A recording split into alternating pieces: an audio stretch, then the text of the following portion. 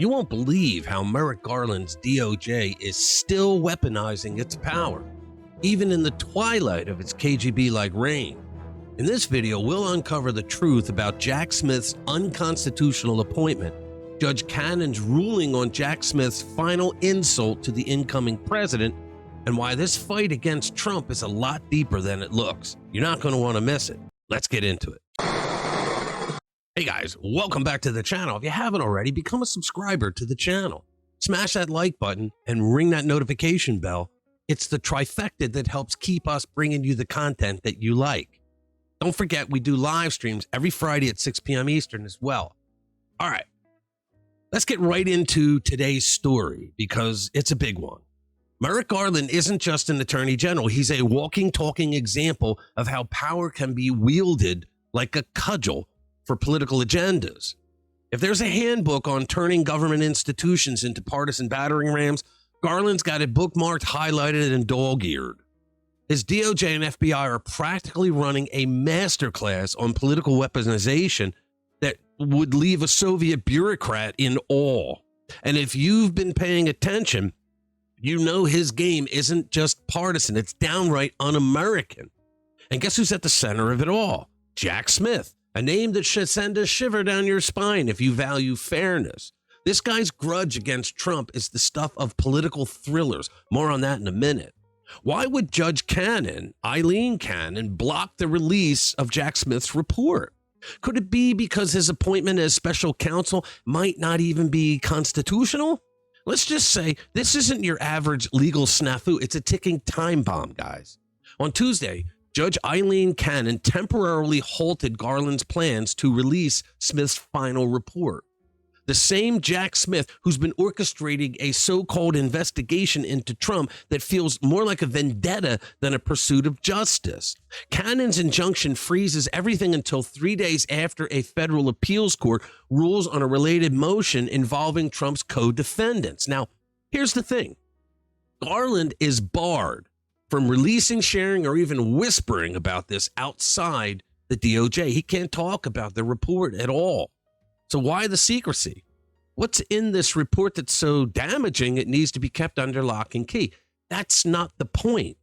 The point is the judge is smart and knows that this whole thing is a hit piece against the incoming president. Now, Garland is such a Gestapo fanboy that how much you want to bet this report somehow winds up on MSNBC within hours. All right, let's rewind to where it all began. Judge Cannon had previously dismissed charges against Trump, ruling that Smith's appointment was unconstitutional. Why? Well, because Merrick Garland bypassed Senate approval, you know, advice and consent. I'm sure it was just a minor oversight, right? Or maybe it was a deliberate one. Let's not forget Smith's illustrious career, a track record of bending rules and losing cases so badly that the Supreme Court unanimously overturned one of his convictions. I mean, you can't get those 9 people to decide what's for lunch.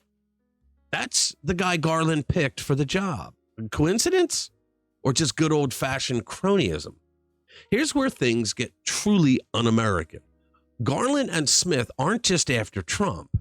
They're after the values he represents. The Justice Department claims releasing just volume 1 of the report is in the public's interest. But isn't it funny how that volume just so happens to focus on Trump's alleged efforts to overturn the 2020 election?